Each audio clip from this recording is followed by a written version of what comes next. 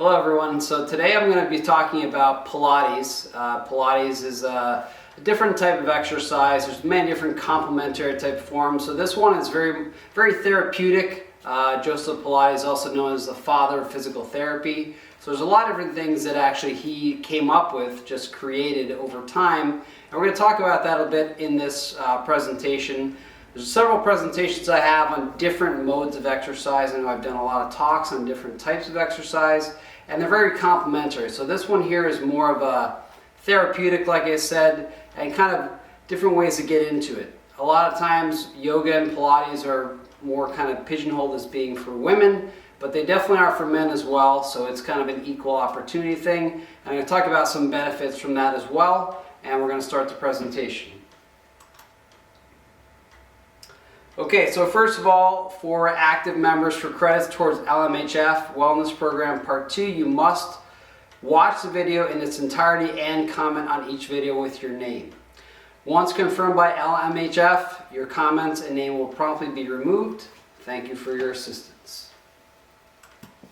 Okay, so history about Joseph Pilates. So he was a German boxer, self-defense instructor, had done a lot of things, had some health problems earlier on in life, and a lot of these people that have started these things have had health problems and kind of dedicated their life and careers to improving themselves, but also to helping others. So he had a lot of health problems when he was younger, and he actually had a bunch of different things he had developed and done that hadn't been done at the time. He was actually born in 1883, so we're looking way back in time, and things that he actually had done, he transformed his own body using things he had created, and he actually became an anatomy model. You can see in the picture he's pretty lean there. It's age, I think it says 29, it's hard to read there, but I think it's 29. The picture on the other side is when he's 82, a year before he passed away in 1967. So he grew up in Germany and developed a lot of different techniques. He actually worked with police units and boxers and all these self-defense things. So he did a lot of very physical activities. And during World War I, while he was in England, they imprisoned him because he was a German national, and he was in prison during World War I in England. While he was there, he actually developed more of what he had developed as a younger kid to help people. So actually what he started doing was people that were injured or sick in this concentration camps where they had, he was actually developing machines and apparatus and exercise to help them improve their mobility. So that's why he's also known kind of as a father of physical therapy, because back then they didn't do a lot of that stuff. So he actually developed a lot of these things. There's some interesting pictures that I found that he actually was developing using bed springs, which is now like a modern day reformer, which is one of the machines that he was kind of developing over the years. But he developed that in basically prison in England. So he was a prisoner, and after World War I, he actually went back to Germany, and I think in the early 20s he actually traveled to the US, settled in New York City, met his wife on the way, and they started a studio in New York City. And really he came to prominence because he started helping so many people. He had the Pilates studio is the name of his company, and he actually helped a lot of people, and he actually got into working with the New York Ballet Company. Once he actually started working with the ballet company, things really took off because that was a much larger stage, and things just really developed. He actually had 26 patents, so he was a big inventor his entire life, and a lot of those things are still being used today in formal Pilates. There's a couple different types that we'll talk about, but again, his initial thing was just simplicity and using your body in different ranges of motion, things that hadn't really been done. So he's kind of like even an early bodybuilder. He was doing a lot of that kind of stuff, but much more functional in the form that he was doing things that would actually help in everyday life, not just for aesthetics and looks. But you can see based on these pictures, he was a pretty fit guy for most of his life, kind of like Jack LaLanne, but again, starting in 1883, so he was around for quite a long time. The next slide, let's go down here. So modern day styles, there's really two main styles of Pilates that are done now. One is Pilates mat work. It's basically using your own body weight, mostly lying on a mat. Some of it's standing, using very simple tools, nothing really extravagant or expensive.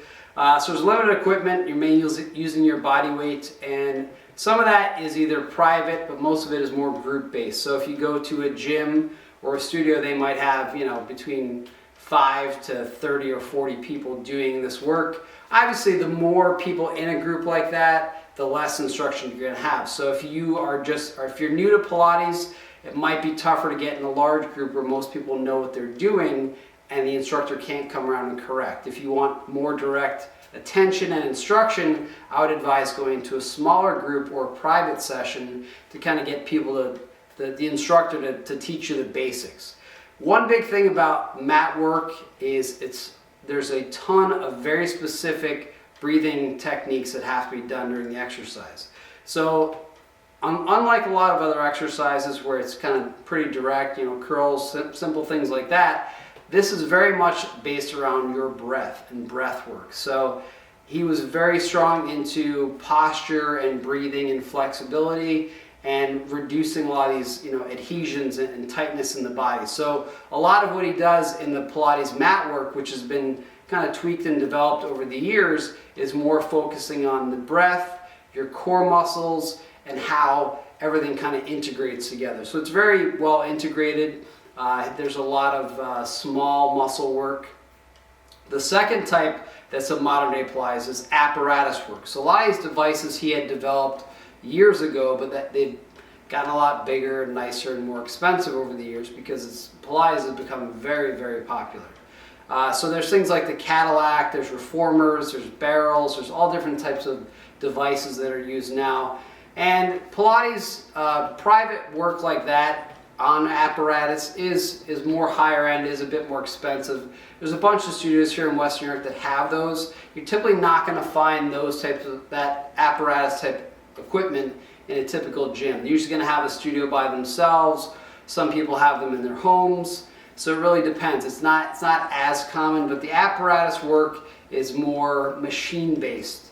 But again, very functional in that you're having to balance and coordinate and breathe at the same time. So there's a lot of different things that how it's actually much different than the mat work. Mat work is very basic, where apparatus work or machine work is a lot more complicated. There's a lot more fine-tuning with it. So if you can buy these pieces and have them in your home. There are some cheaper versions, non-commercial versions you can buy and have in your home, and they work very well. But it's all about how you use them. So there's a lot of technique involved when using the machines. So it's not just get on it and push it or pull it. There's a lot more technique involved, and that's why having an instructor do that is much more important.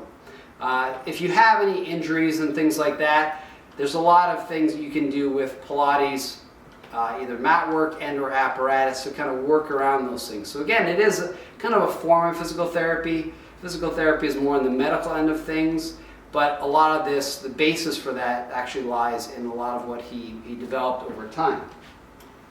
Okay, so let's talk about a couple of different ways you can learn how to do Pilates. So number one, obviously, the simple ways or the older style ways to be getting books. There's lots of books. You can go, even if you get an ebook or whatever on Amazon, there are tons of books out there on Pilates. There's Mari Windsor and a bunch of other popular names that have written books on Pilates. Obviously, there's a lot of videos. In the old days, you came out with VHS tapes and things like that, DVDs.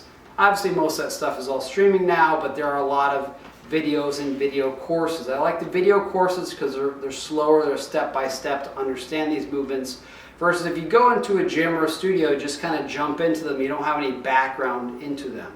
So the video courses are very good. I know that Coursera and Udemy actually offer a lot of different courses like that. It's a lot of instructors that have recorded their own video courses for Pilates.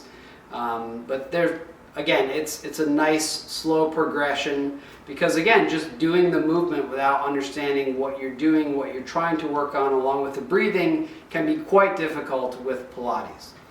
There's also obviously virtual classes. Especially right now, there's been so much out there with instructors doing virtual sessions with people. Obviously, you're going to need the equipment. If you're using any apparatus, that might be a little more difficult with a virtual session, but they're more and more popular now. And obviously, there's always tons of new apps out there. There's apps for every type of health and fitness thing on the planet now.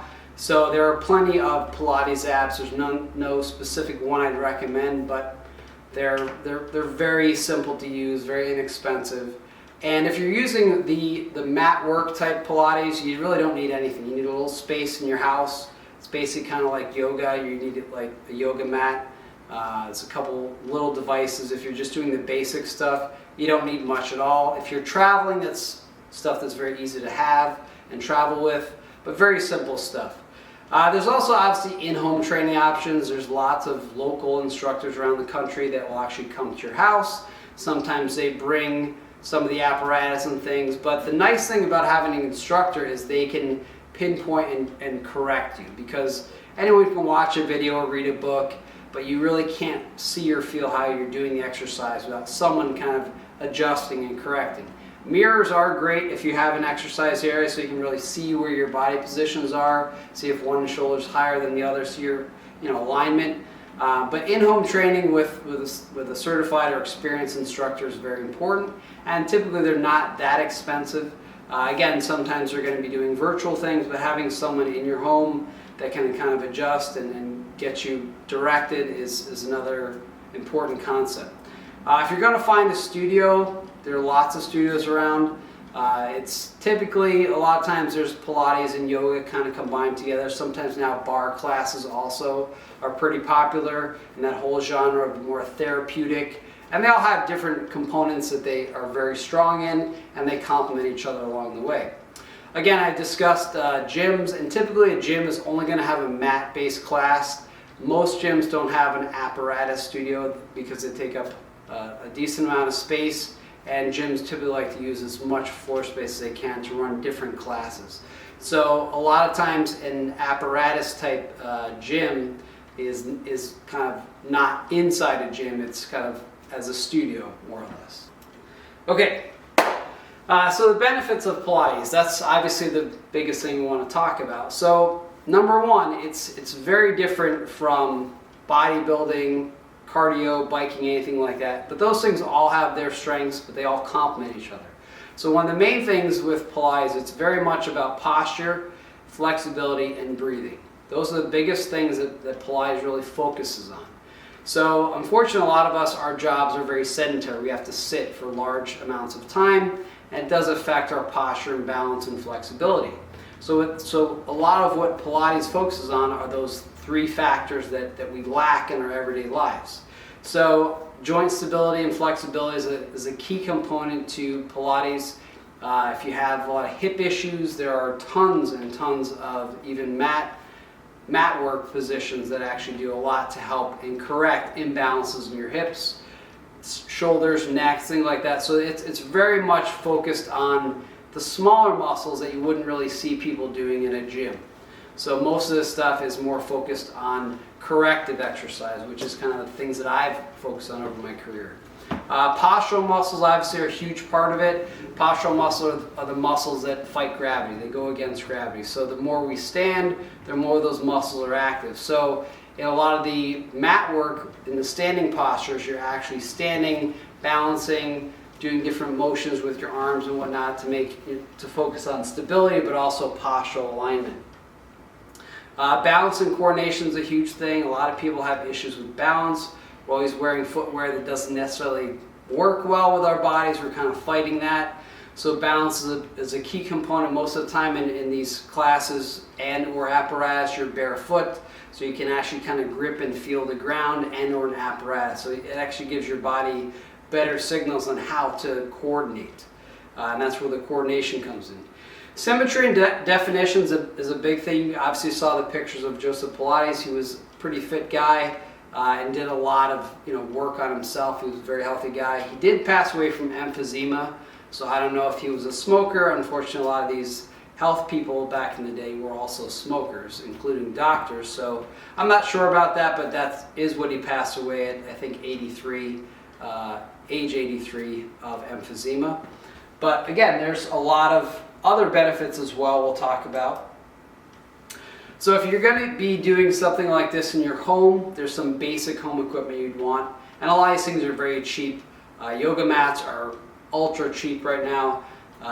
They are a dime a dozen. It's better to invest in a better one. Some of the real cheap ones have very cheap foam, and kind of if you step on them, you're going to be barefoot, which obviously isn't going to rip it up as much, but a lot of times people step on them with their sneakers and they kind of shreds them pretty easy. So if you're going to invest in a yoga mat or a mat for Pilates, which are basically the same thing, try to get a better quality one, because you also want to wash them over time, and the better quality is the better material, it's a little bit more durable, and that actually holds up to washing them, because you are going to be sweating on the mat and you do want to keep it clean as much as you can.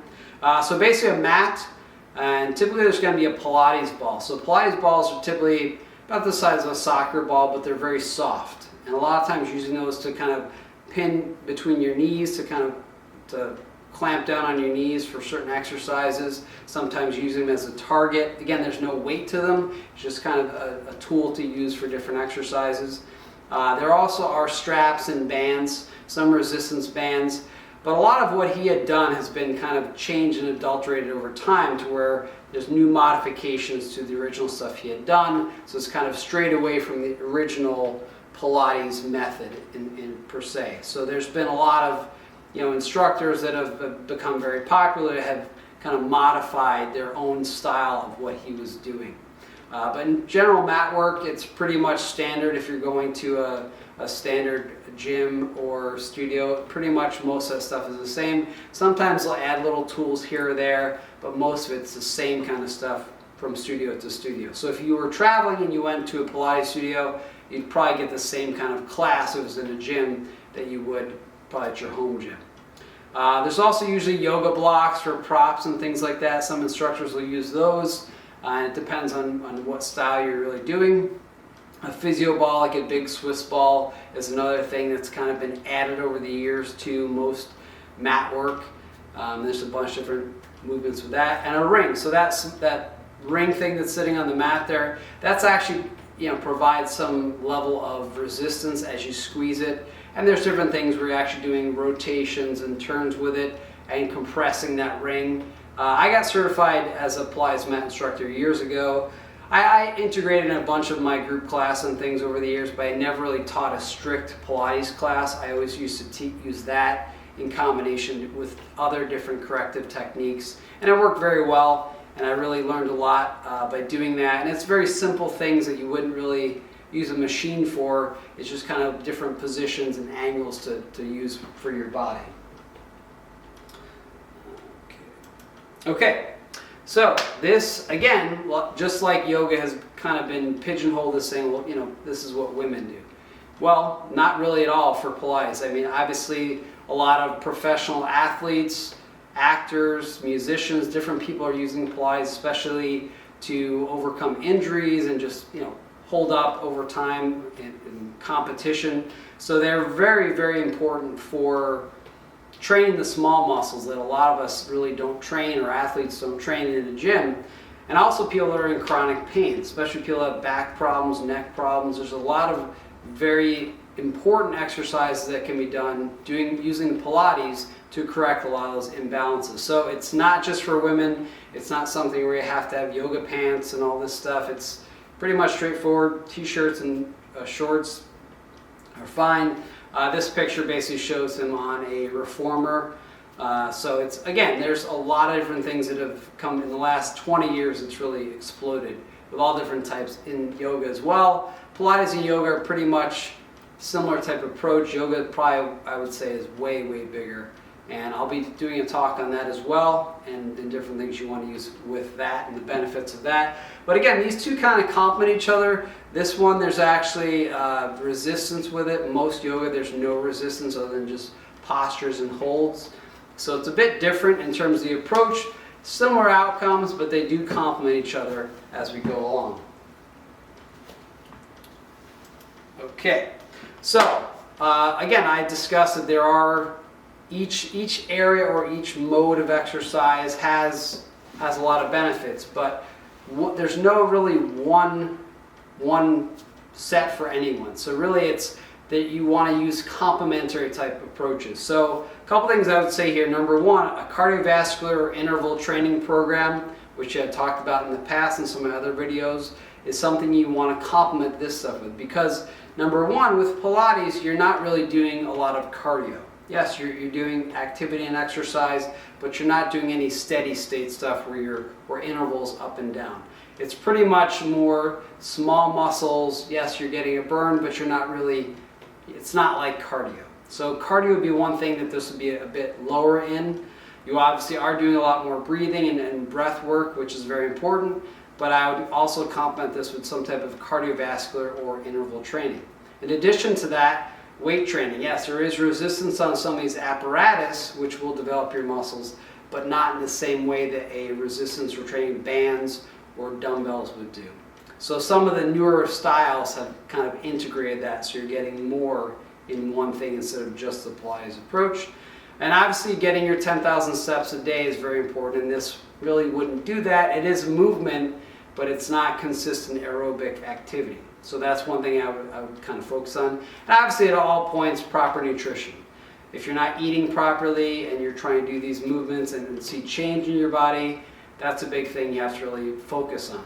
So especially before you eat, before you exercise, what you eat.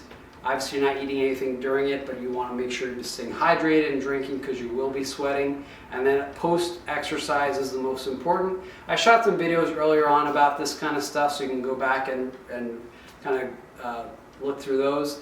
It would play the same role in this type of exercise as all the others that I've talked about. So proper nutrition and hydration especially are very important, especially around the times you exercise. A lot of people in the exercise, they forget to eat after, or they delay that eating after, and that really negatively affects their results over time. So it's very important that post-exercise feeding or meal or refuel is the most important of everything that you'd be doing.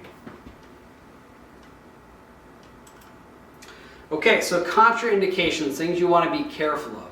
Number one, always consult your doctor before you start any program. If you have any kind of joint problems or headaches or dizziness or blood pressure problems, always talk to a doctor first before starting any program, especially if this is like a mat course, or if you're doing mat work and you're standing up and down. If you have any blood pressure issues, you might get dizzy doing that.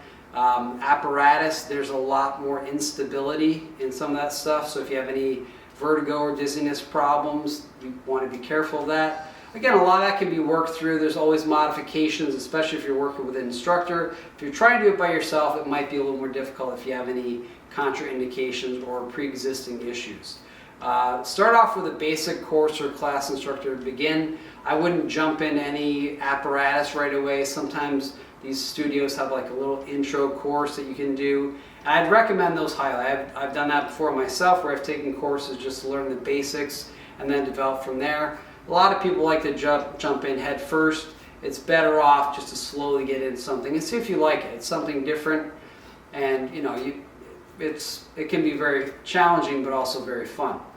So there are all types of modifications for all different body types, any types of injuries. I know a lot of people with injuries, they don't like to potentially injure something that they've had problems with in the past, but if you don't work on something, it gets worse. It never gets better. So the more limitation that you put on yourself, the more or the least likely you're going to actually help to correct or recover from that issue. So these are, again, it's very similar to physical therapy. It has a lot of benefits similar to that, so I would recommend looking into it for helping, you know, recover. I've had lots of clients over the years that have gotten a lot of relief and results doing this, where they maybe have tried, you know, chiropractic or acupuncture or something like that, and that's all complementary. It depends on the issue, but these things actually have done pretty well in helping develop and correct a lot of people's issues.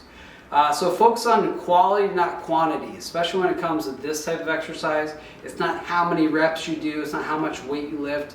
It's totally different from that. So it's more of that control and connection, especially with your breathing.